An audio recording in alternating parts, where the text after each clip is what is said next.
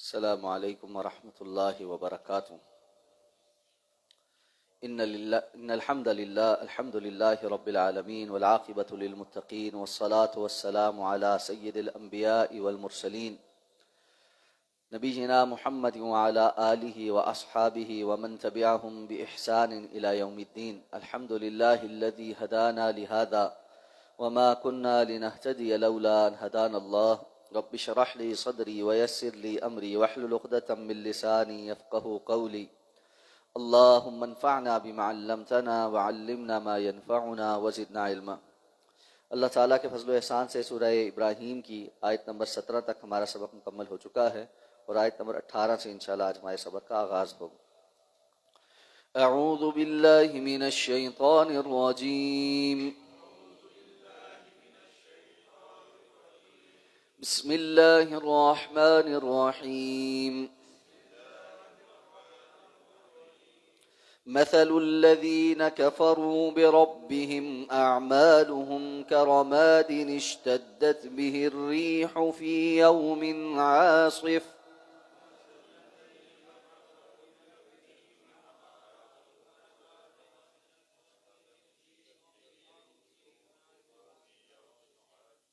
لا يقدرون مما كسبوا على شيء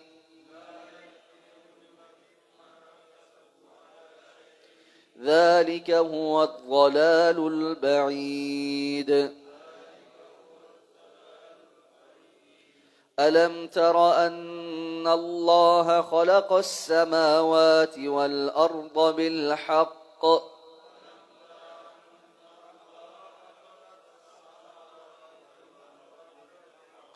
إن يشأ يذهبكم ويأت بخلق جديد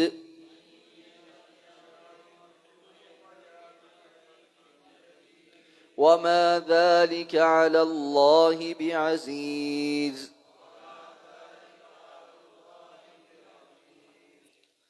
مثل الذین کفروا، ان لوگوں کی مثال جنہوں نے کفر کیا، بربہم، اپنے رب کے ساتھ، اعمالہم کرماد، ان کے اعمال راکھ کی مانند ہیں، اشتدت بہ الریح فی یوم عاصف، کہ جسے اڑا لے جائے تیز آندھی ایک آندھی کے دن، لا یقدرون مما کسبوا علی شیء، اور وہ کوئی قدرت نہ رکھیں اس میں سے جو انہوں نے کمایا کسی چیز پر، ذالک هو الضلال البعید، اور یہ ہے بڑی دور کی گمراہی۔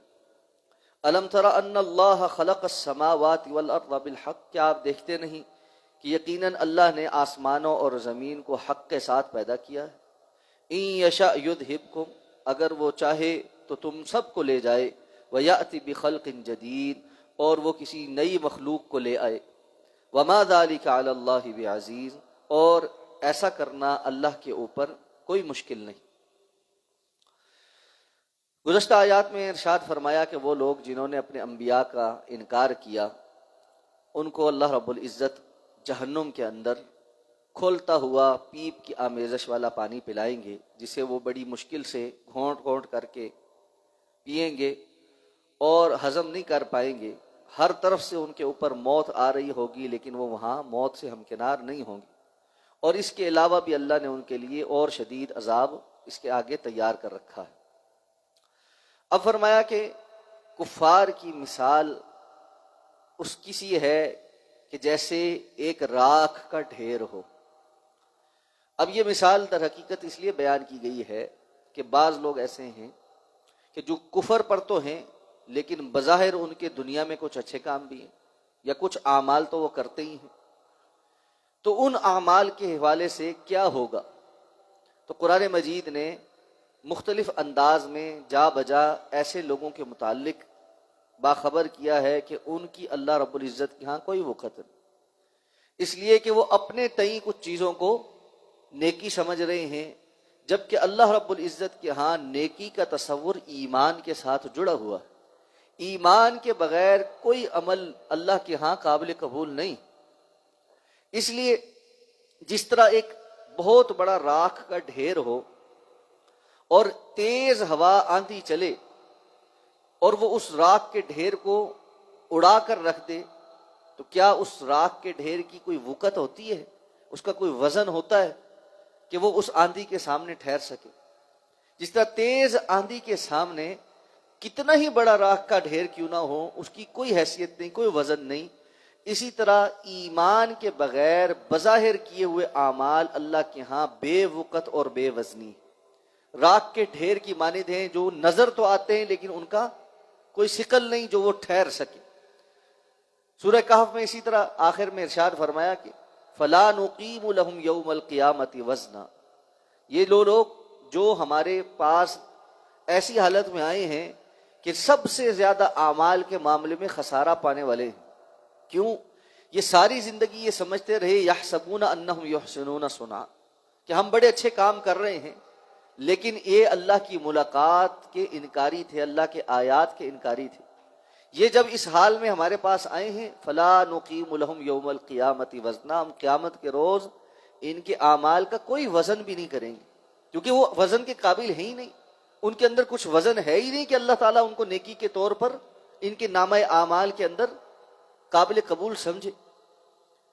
اور اس کے لیے ایک بڑی اہم مثال علماء نے بیان کی ہے جو میں اکثر بیان کرتا ہوں کہ ہم بھی جب تک اپنے بتائے ہوئے مطلوب چیز کو حاصل نہ کریں، دوسرے کی خواہ کوئی اور چیز کتنی ہی محنت کے ساتھ اس نے کیوں نہ بنائی ہو، اس کو قابل قبول نہیں سمجھتے۔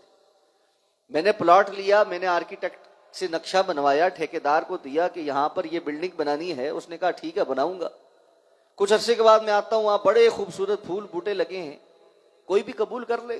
کوئی نہیں قبول کرے، کہ بھائی آپ کو نقشہ دیا تھا، بتایا تھا یہ کام کرنا ہے، اس کے پیسے ملنے تھے، اس کی اجرت ملنی تھی۔ وہ کہے دیکھیں جی یہ پھول ہے، اس کی بڑی خوشبو ہے، اس کا رنگ ہے، اس کا فلاں ہے۔ بھائی بات رنگ خوشبو کی نہیں ہے، کرنے کے لیے جو جگہ اس جگہ پر کرنے کا کام تھا وہ یہ نہیں تھا، اپنی مرضی نہیں کرنی تھی، بلکہ بتائے گئے طریقے کے مطابق یہاں پر بلڈنگ بنانی تھی۔ یہی معاملہ اللہ رب العزت کے ہاں بھی ہے، ہر بندہ اپنی مرضی کے مطابق زندگی گزار رہا ہے اور سمجھتا یہ ہے کہ وہ ٹھیک رستے پر ہے۔ ٹھیک راستہ، ہدایت کا راستہ وہ ہے جو اللہ نے اپنی کتاب کے اندر بتا دیا، جو اپنے رسول کے ذریعے اللہ رب العزت نے سکھلا دیا، اس کے علاوہ باقی خام خیالی ہے۔ یہ خبط ہے انسان کا کہ جو کر رہا ہے، جس طرح کر رہا ہے، جہاں مرضی کر رہا ہے، کرتا رہنے دے، سبھی ہدایت کے اوپر ہیں۔ اور یہ وحدت الادیان کا ایک جو تصور بعض لوگوں کے اندر موجود ہے کہ سارے ادیان آخر میں ایک ہی ہیں، کوئی الٹیمیٹ پاور، کوئی اللہ کوئی بڑے بھوسی کوئی پکار رہا ہے، اور اگر وہ انسانیت کی خدمت کرتا ہے، اپنی شر سے لوگوں کو بچاتا ہے اور کسی بھی سطح پر اللہ رب العزت کو پکارتا ہے تو اس کی نجات کے لیے وہ کافی ہے۔ یہ سوائے گمراہی کے اور کچھ نہیں۔ اللہ رب العزت کے ہاں ایمان کے بغیر کسی نیکی کا کوئی تصور نہیں۔ اب فرمایا تم کیا سمجھتے ہو کہ اگر اللہ کی اطاعت اور فرما برداری نہیں کرو گے تو کیا اللہ رب العزت کے خزانوں میں کمی ہو جائے گی؟ نہیں، اللہ رب العزت نے ایک نظام کے تحت سب کچھ بنایا ہے۔ آپ دیکھتے رہیں آسمان اور زمین حق کے ساتھ پیدا کیے گئے ہیں۔ حق کے ساتھ پیدا کرنے کا مطلب یہ ہے ان کی ایک ایک چیز مبنی بر حقیقت ہے، ایک نظام ہے جس کے تحت ہر چیز چل رہی ہے۔ اسی طرح انسانوں کا اس دنیا میں آنا اور یہاں پر بسنا یہ بھی ایک نظام ہے۔ ایسا نہیں کہ بیکار سسٹم ہے، کس کی کوئی پوچھ نہیں ہے، جو مرضی کرتا رہے، بس آئے گا، کھائے گا، پیے گا، مر جائے گا۔ اللہ نے عقل دی ہے، شعور دیا ہے، دنیا کی چیزوں کو تمہارے لیے مسخر کیا ہے، اس کے بعد تم سے پوچھ تاچھ ہوگی۔ اگر ایسا نہ ہوتا تو اللہ چاہتا تو تم سب کو ایک منٹ میں ختم کر دیتا، تمہاری نافرمانیوں کے صلے میں فوری طور پر تم ختم ہو جاتے، اور صرف ایسے نہ ختم ہوتے بلکہ فرمایا اگر لوگوں کی اعمال کی مطابقت میں ان کے اوپر عذاب آنا شروع ہو جائیں تو پھر تو چوپائے بھی اس زمین پہ نہ رہ سکے۔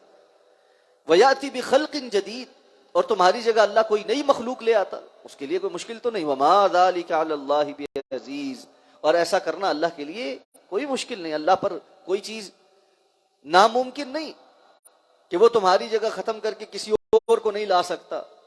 اور جس طرح بعض لوگوں نے یہ تصور کیا کہ نعوذ باللہ ہمارے انبیاء اللہ کی اولاد ہیں اور وہ ہماری جگہ کفارہ دے گئے، یا ہم سبھی سب اللہ کی اولاد ہیں اور لوٹ کر ہم نے واپس اللہ کے اندر ہی جانا ہے، اس لیے اللہ رب العزت ہمیں ختم کر کے کسی اور کو نہیں لائے گا، یہ سارے کے سارے وہ عبث عقیدے ہیں جو شیطان نے لوگوں کو سجائے ہیں، اللہ نے تو صراحت کے ساتھ فرما دیا کہ اللہ رب العزت نے ایسا کوئی دعویٰ نہیں کیا، اور اللہ نے فرمایا اگر تمہارے پاس اپنے دعوے کی کوئی دلیل ہے تو لے کر آؤ۔ اللہ نے کہاں یہ نازل کیا؟